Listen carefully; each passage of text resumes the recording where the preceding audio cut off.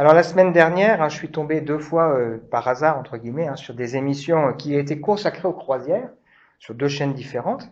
Alors j'ai rien contre ça, mais ce qui m'a interpellé, je me disais, c'est comme une parabole entre un contraste entre des gens qui, à un moment donné, s'isolent pour quelques semaines ou quelques mois sur un bateau dans un monde de fêtes, de paillettes et de plaisirs, et, et le reste de l'actualité qu'on voit aujourd'hui qui finalement bouscule notre monde, avec les inondations en Allemagne, en Belgique, en Chine, les vagues de chaleur qui frappent l'Amérique du Nord, avec des villes qui ont dû être évacuées, ou un record de température dans la vallée de la mort en Californie, ou en Saint-Pétersbourg en Russie aussi, une vague de chaleur importante qui a touché l'Espagne également.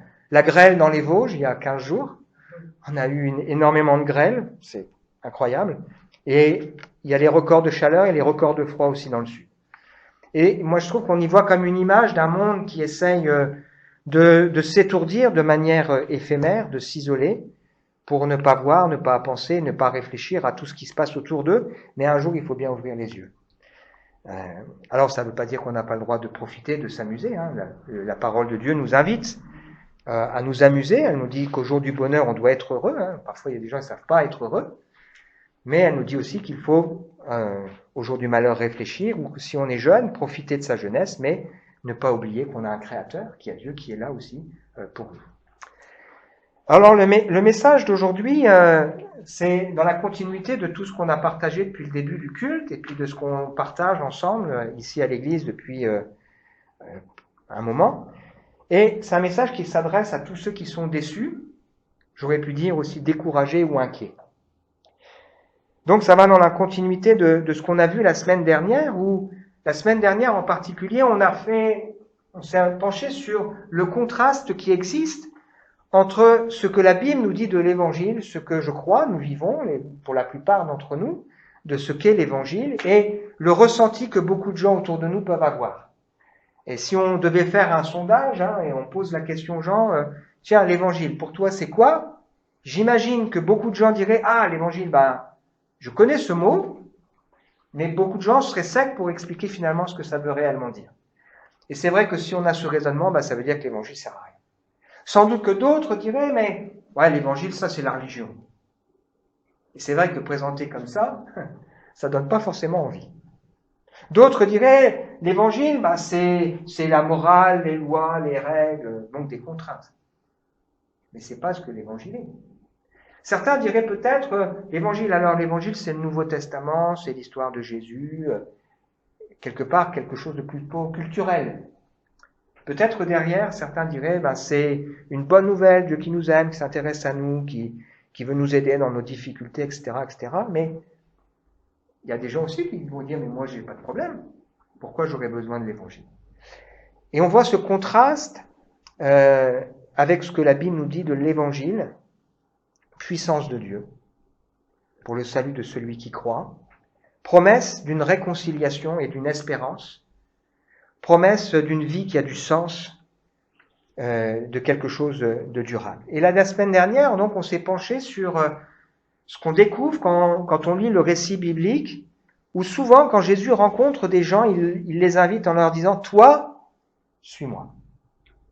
Il s'est adressé à Philippe en lui disant « Toi, suis-moi », à André, à Pierre, à Jacques, à Jean, etc., à plusieurs personnes. « Toi, suis-moi ». Et ça nous montre que l'évangile, c'est pas quelque chose de ponctuel, où on prie et puis on est exaucé, mais c'est vraiment une manière de vivre. C'est une vie de réconciliation, c'est une vie d'engagement avec le Seigneur. Et donc la semaine dernière, en particulier, on a réfléchi à cette idée, que si on est appelé à suivre le Seigneur, on doit bien comprendre ce que cela signifie. C'est pas quelque chose qu'on peut faire à la légère. Il y a effectivement un prix à payer et on ne peut payer ce prix qu'en comptant sur sa grâce et sur sa force. Alors l'évangile, c'est aussi un message pour tous ceux qui sont déçus. Venez à moi, vous qui n'en pouvez plus, avec vos lourds fardeaux. C'est un message pour ceux qui sont déçus, qui ont le cœur brisé. Il est venu, Jésus est venu, pour guérir les cœurs brisés. C'est un message pour ceux qui sont déçus de cette vie et qui ont soif d'autre chose. Si quelqu'un a soif, qu'il vienne à moi et qu'il boive. Et qui promet même que, au lieu d'être quelqu'un qui a toujours besoin d'aller pour prendre de la part des autres, eh bien, à un moment donné, on puisse aussi être une source de bénédiction pour d'autres. Un message aussi pour ceux qui sont peut-être déçus d'eux-mêmes. Ça nous arrive parfois d'être déçus d'eux-mêmes. Ou d'avoir peur. Disant, mais je vois des gens autour de moi, est-ce que moi je tiendrai bon? Nul ne nous ravira de la main du Seigneur, il s'est engagé, il nous tient. Celui qui nous a appelés à sa gloire éternelle nous perfectionnera lui-même, nous affermira, nous fortifiera, nous rendra inébranlables. À lui soit la gloire au siècle des siècles. Amen. Un appel pour ceux qui sont déçus.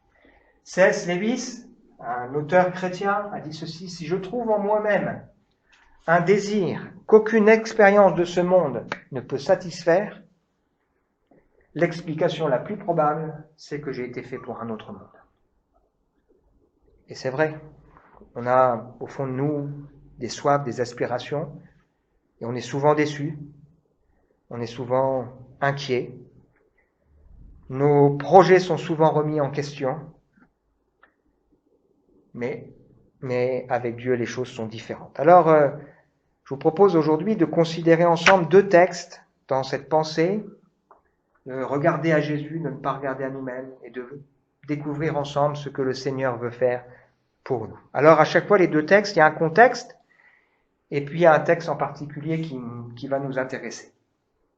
Le premier texte, c'est dans l'évangile de Marc, au chapitre 10.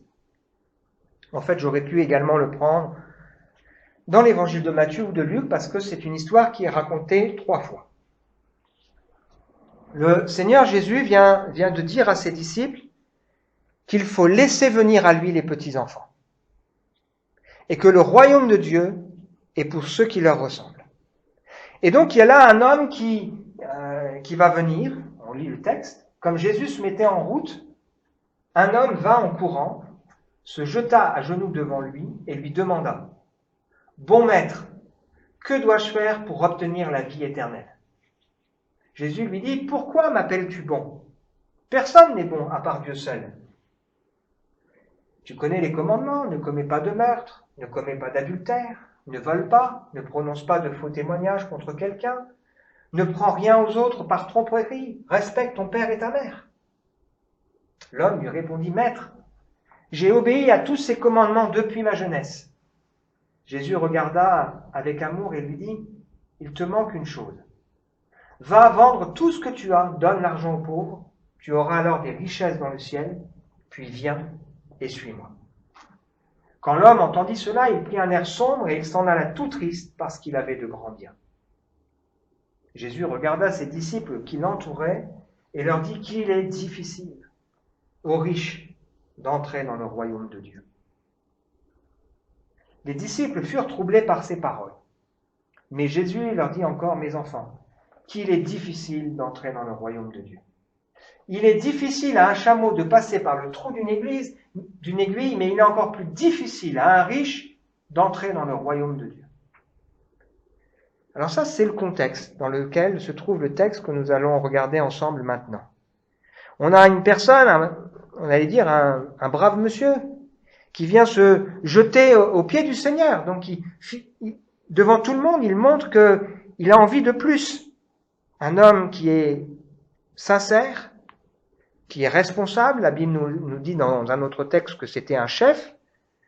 Il est pieux, il est instruit, il est riche, il est jeune, mais il lui manque quelque chose au fond du cœur. Et il n'est pas satisfait. Et il comprend bien, finalement, sans le savoir, que le problème, c'est qu'il y a les apparences, mais que Dieu, lui, voit plus loin, et que nous-mêmes, on sait bien ce qu'il y a dans notre cœur. Alors il est troublé, tourmenté.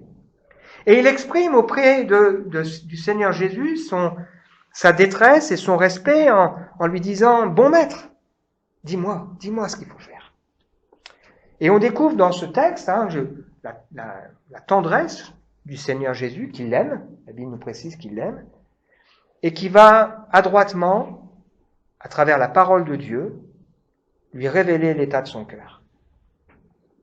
Il lui pose la question, tu connais les 10 commandements, est-ce que tu les as respectés? Alors, il dit, ben oui, en tout cas quelques-uns. Mais il lui manque dans sa vie les fruits d'une vie avec Dieu. L'amour, la joie, la paix, la patience, la bonté. Il n'y a pas tout ça dans sa vie.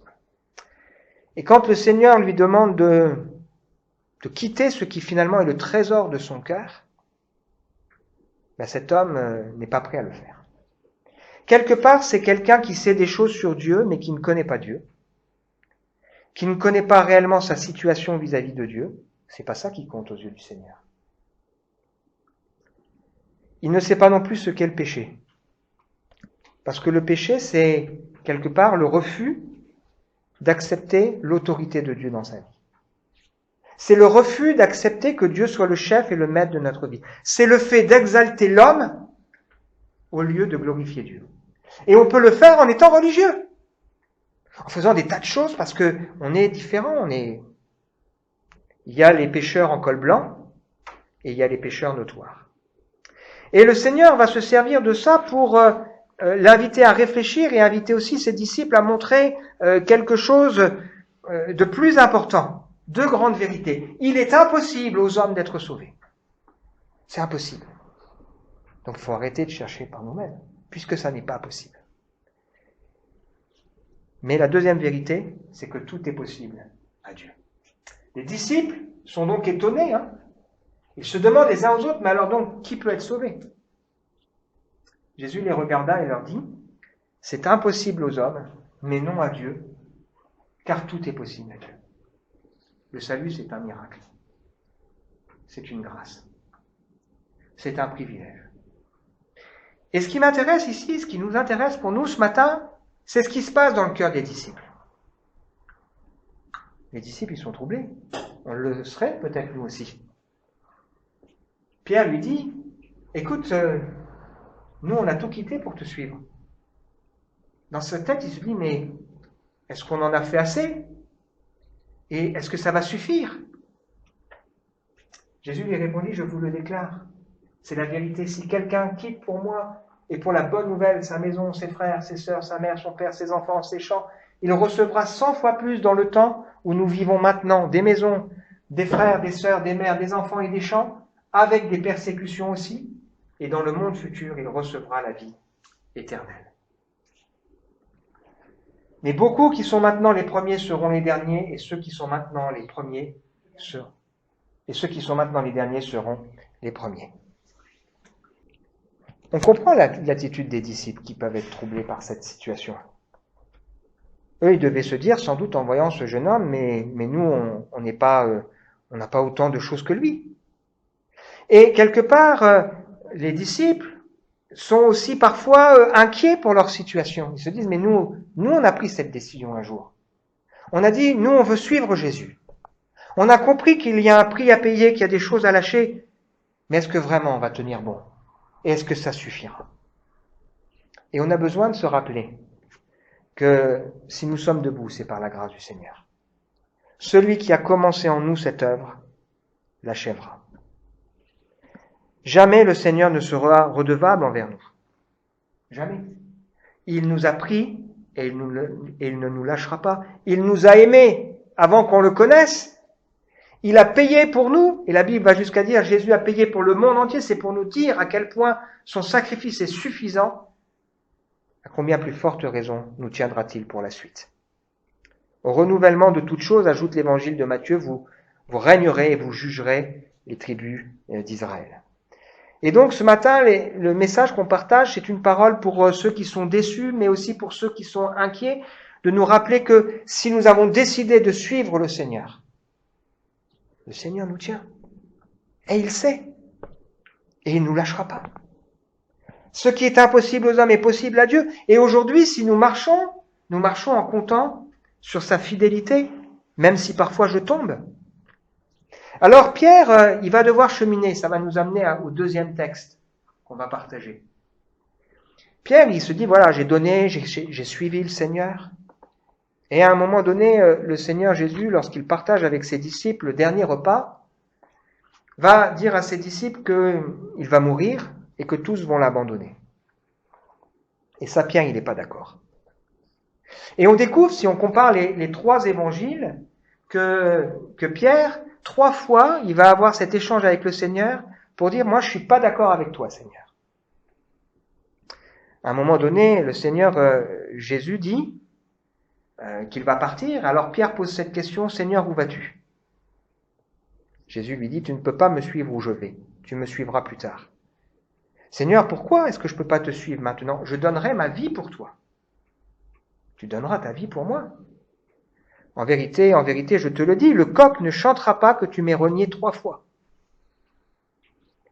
La Bible nous explique un peu plus loin que Jésus dira que reprendra cette histoire et Pierre dira, mais si tu étais pour tous une occasion de chute, tu ne le seras jamais pour moi. Je te le dis, en vérité, cette nuit avant que le coq chante, tu me renieras. Seigneur, même s'il me fallait mourir avec toi, je ne te renierai pas. Et tous dirent la même chose.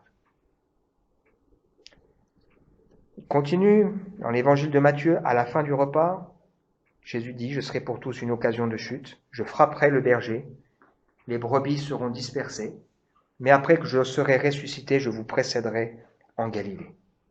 Et Pierre croit que lui, il est capable de résister au Seigneur. Nous connaissons sans doute l'histoire. Jésus l'avait dit, le diable vous a réclamé pour vous cribler, comme on crible le froment. J'ai prié pour toi. Quand tu seras revenu, tu affermiras tes frères. Et donc, Pierre va renier son maître. Jésus va ressusciter et il va apparaître à ses disciples plusieurs fois. Mais il y a toujours ce problème avec Pierre.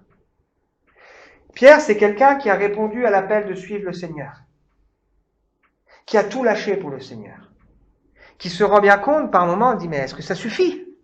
Qui a besoin de comprendre que si on marche avec Dieu, si on le suit, c'est en comptant sur sa force et en comptant sur sa grâce. Et le Seigneur nous connaît et il sait nos faiblesses et il sait nos manquements. Et puis on arrive au deuxième texte qu'on va partager ensemble dans l'évangile de Jean, chapitre 21, avec aussi un contexte et le texte qui nous intéresse. Quelque temps après, Jésus se montra de nouveau à ses disciples au bord du lac de Tibériade. On est vraiment tout à la fin. Voici dans quelles circonstances il leur apparut. Simon-Pierre, Thomas, surnommé le jumeau, Nathanaël, qui est né de Cana en Galilée, les fils de Zébédée et 2 autres disciples de Jésus étaient ensemble.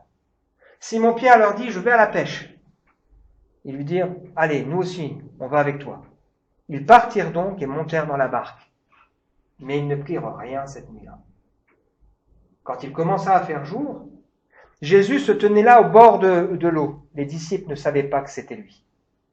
Jésus leur dit alors, avez-vous pris du poisson, mes enfants? Non, lui répondirent-ils.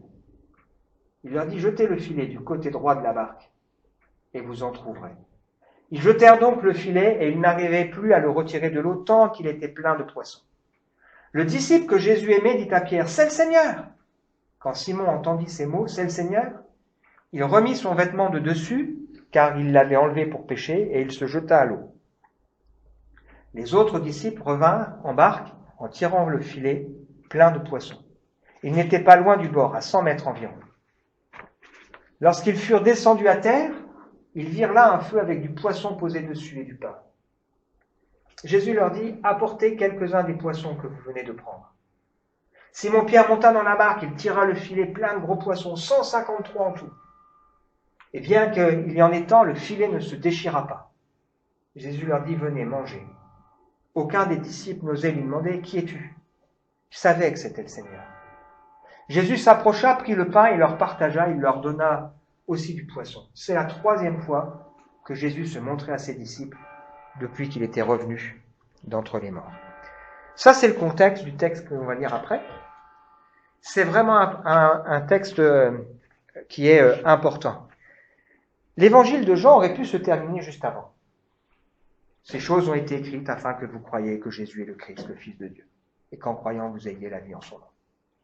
Mais il y a le chapitre 21 qui est un chapitre important pour nous parce qu'il répond à plusieurs questions. Comment ça va se passer? Comment le Seigneur va-t-il prendre soin de nous? Qu'est-ce qu'il en sera de Pierre? Qu'est-ce qu'il en sera de Jean? Etc. Et on trouve ici un texte vraiment très intéressant parce que les disciples qui sont probablement un peu découragés parce qu'il n'y a plus le Seigneur avec eux, décident de repartir à la pêche. Ils font ce travail de nuit comme ils savent que c'est comme ça que ça mord le mieux et rien ne se passe. Ça marche pas. Et voilà que sur le petit matin, sans doute ils sont épuisés, découragés, contrariés. Il y a quelqu'un là au bord qui les appelle, oui, vous avez rien pris? Ben non. Jetez vos filets là. Puis là, il y a cette pêche miraculeuse. Et puis on voit toute la bonté du Seigneur qui a allumé un feu, a préparé du pain, a déjà préparé des poissons, il leur dit apportez aussi ce que vous avez fait.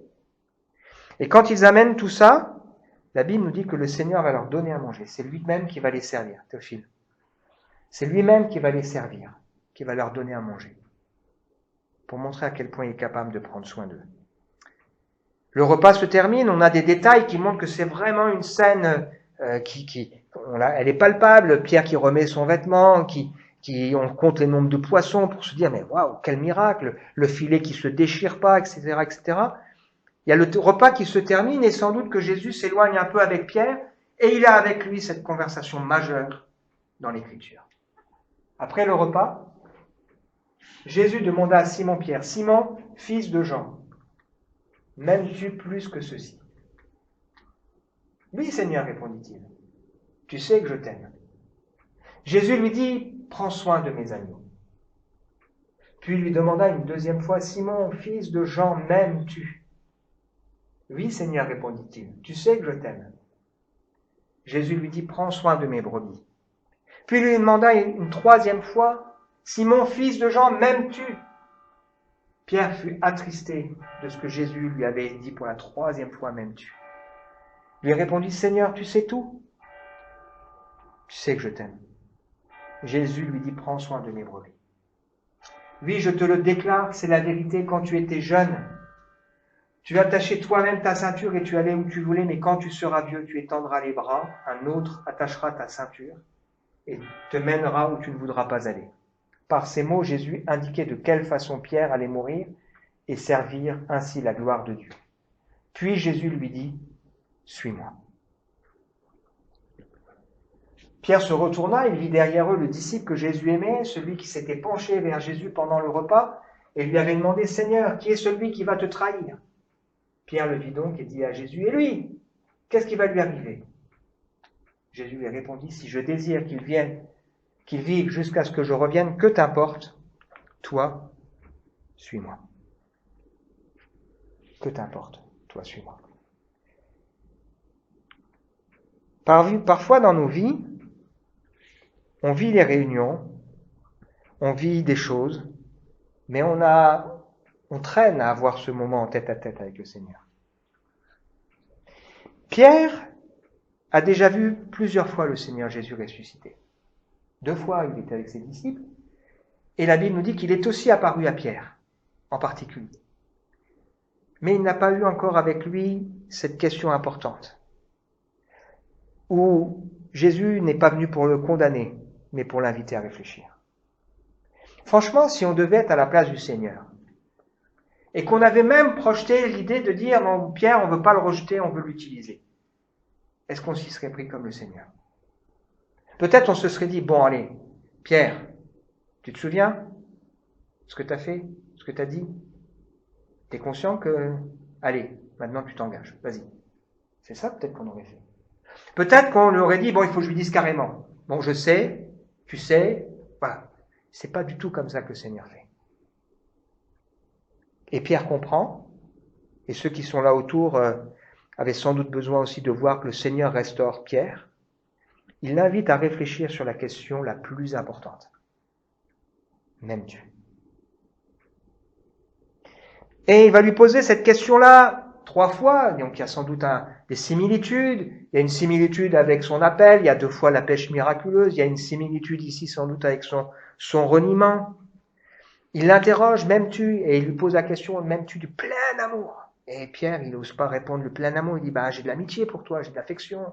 Une deuxième fois, est-ce que tu m'aimes du plein amour? J'ai vraiment de l'affection pour toi. Une troisième fois, est-ce que tu as vraiment de l'affection pour moi? Seigneur, tu sais tout quoi. La question importante pour nous, c'est celle-là. Est-ce que nous aimons le Seigneur?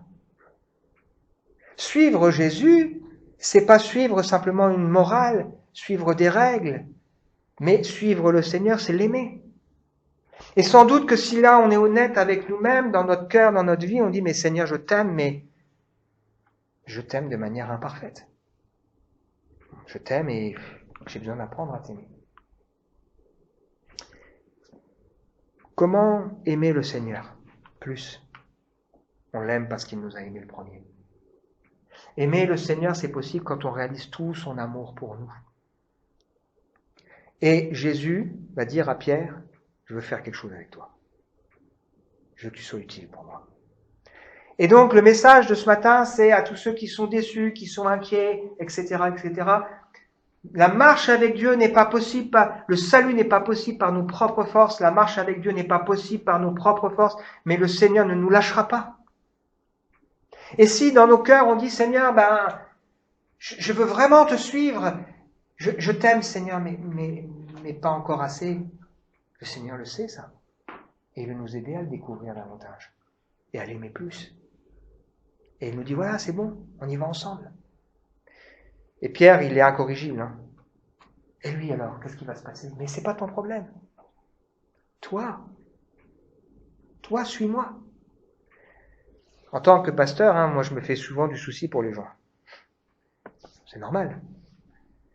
Je me souviens récemment, j'ai appelé un frère, je lui ai dit écoute là, je voudrais parler avec toi d'un problème, je m'inquiète pour toi. Voilà.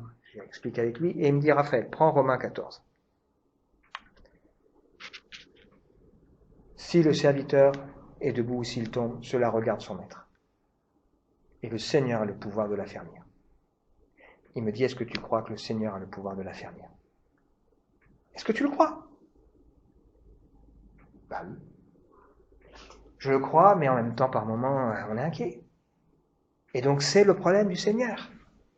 Et si je mets ma confiance et ma foi en lui, je crois que le Seigneur, il s'occupe comme il s'est occupé de Pierre. Parce que si on s'est engagé, le Seigneur nous tient dans la main, par sa main. Conclusion pour nous ce matin. À tous ceux qui sont déçus, inquiets, déstabilisés, c'est ça le message de l'Évangile. Venez à moi. Vous n'en pouvez plus avec votre fardeau, à vous agiter de toutes parts. Venez à moi. Acceptez mon joug, qui est doux et léger. Acceptez mon autorité. Celui qui a le cœur brisé, venez à moi. Je guérirai ceux qui ont le cœur brisé. Ceux qui ont faim et soif d'autre chose, venez à moi. Des fleuves d'eau vive jailliront de vos seins. L'évangile, c'est un message pour ceux qui sont déçus, inquiets, déstabilisés. Dieu nous aime. Il a payé le prix. Et il sait qu'on est loin d'être parfait. C'est impossible aux hommes d'être sauvés. Comme c'est impossible aux hommes de vivre la vie chrétienne. Si ce n'est par la grâce du Seigneur et par sa force. Crois-tu que le Seigneur nous sera un jour redevable? J'ai donné des choses pour le Seigneur, alors crois-tu que le Seigneur te sera redevable? Crois-tu que tu manqueras de quelque chose si tu lui y fais confiance? Il s'est engagé.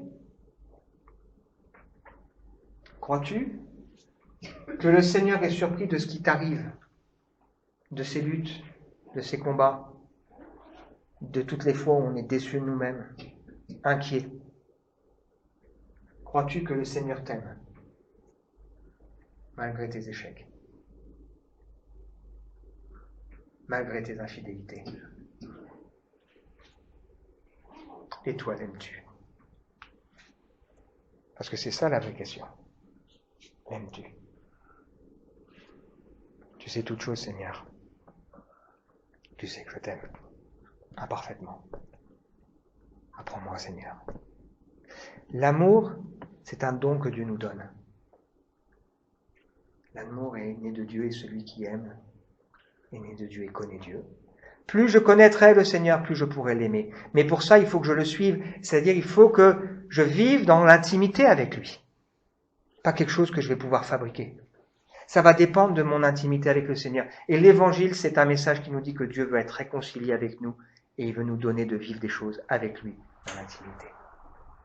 Je termine avec ce texte où c'est Pierre qui va écrire ceci. Béni soit le Dieu et Père de notre Seigneur Jésus-Christ. Conformément à sa grande bonté, il nous a fait naître de nouveau. À travers la résurrection de Jésus-Christ, pour une espérance vivante, pour un héritage qui ne peut ni se détruire, ni se souiller, ni perdre son éclat. Il vous est réservé dans le ciel. À vous qui êtes gardés, par quoi? Par vos efforts? Non, par la puissance de Dieu. Est-ce qu'on croit qu'on est gardé par la puissance de Dieu? Au moyen de la foi. C'est pas la foi en nous, mais c'est la foi en lui, en sa grâce, en sa bonté. C'est la foi en celui qui a commencé cette œuvre pour le salut prêt à être révélé dans les derniers temps. C'est là ce qui fait votre joie. Est-ce que ça fait notre joie? Même si maintenant, puisqu'il le faut, vous êtes pour un peu de temps attristés par diverses épreuves. Ainsi, la valeur éprouvée de votre foi, bien plus précieuse que l'or périssable, que l'on soumet pourtant à l'épreuve du feu, aura pour résultat la louange, la gloire et l'honneur lorsque Jésus-Christ apparaîtra. Vous l'aimez sans l'avoir vu. Vous croyez en lui sans le voir encore. Et vous vous réjouissez d'une joie indescriptible et glorieuse, parce que vous obtenez le salut de votre âme pour le prix de votre foi. On est invité ce matin à venir à lui, qui nous connaît, qui nous aime, malgré le fait qu'il nous connaît. Et on est invité à se réjouir de ce qu'il a commencé cette œuvre, il va l'achever. Et c'est lui qui nous tient. Je vous invite à prier. Seigneur, c'est vrai que souvent, si je regarde à moi-même, je suis découragé, déçu. Mais comme nous l'avons lu tout à l'heure, ce qui me donnera de l'espérance, c'est de considérer tes bontés, ta fidélité, qui se renouvelle chaque matin. Et nous sommes invités à bénir Dieu, à nous souvenir de tous tes bienfaits. Seigneur, nous avons, pour la plupart, ce matin, je le crois, sommes engagés à dire, oui, moi je veux te suivre, Seigneur. Et je veux te suivre, pas en comptant sur mes propres forces. Je veux te suivre, Seigneur, en comptant sur toi, sur ta bonté, sur ta fidélité. Tu me tiens dans ta main. Je te prie, Seigneur, de nous bénir les uns et les autres, de nous montrer à quel point tu nous aimes, à quel point aussi tu veux que nous apprenions à t'aimer. Merci, Seigneur, pour ta fidélité. Amen.